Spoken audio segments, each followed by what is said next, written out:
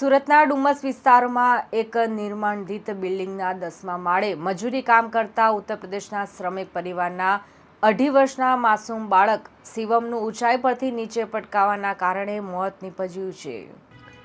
માતા પિતા બાંધકામના કામમાં વ્યસ્ત હતા ત્યારે બાળક ત્યાં રમી રહ્યો હતો અને અચાનક સંતુલન ગુમાવતા તે નીચે ખાબક્યો હતો। બીજા બાળકે બૂમાબૂમ કરતા માતા પિતા દોડી આવ્યા હતા અને લોહીલુહાણ હાલતમાં તેને નજીકની હોસ્પિટલ લઈ ગયા હતા, જ્યાં ફરજ પરના તબીબોએ તેને મૃત જાહેર કર્યો હતો।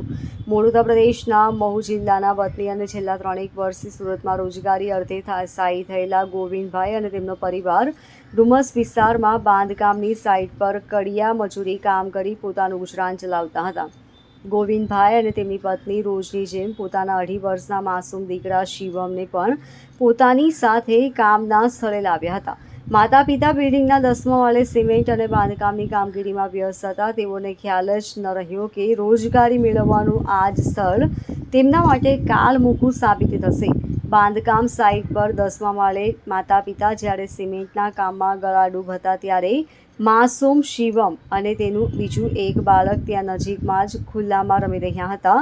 રમતમાં શિવમ ક્યારે બિલ્ડિંગની ખુલ્લી કે જોખમી ધાર તરફ ચાલ્યો ગયો હતો અને ત્યાંથી નીચે પટકાયો તેની માતા પિતાને ખબર જ ન પડી।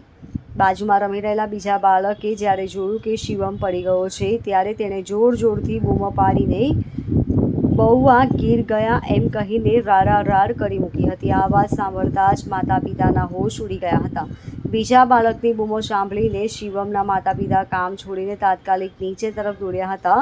નીચે શિવમ લોહીલુહાણ અને ગંભીર હાલતમાં પડ્યો હતો। તેને તાત્કાલિક નજીકની ખાનગી હોસ્પિટલમાં સારવાર માટે લઈ જવામાં આવ્યો હતો, પરંતુ 10મા માળની ઊંચાઈ પરથી પડવાને કારણે તેને ગંભીર આંતરિક અને બાહ્ય ઈજાઓ થઈ હતી, જેના લીધે હોસ્પિટલના તબીબોએ તેને તપાસીને મૃત જાહેર કર્યો હતો।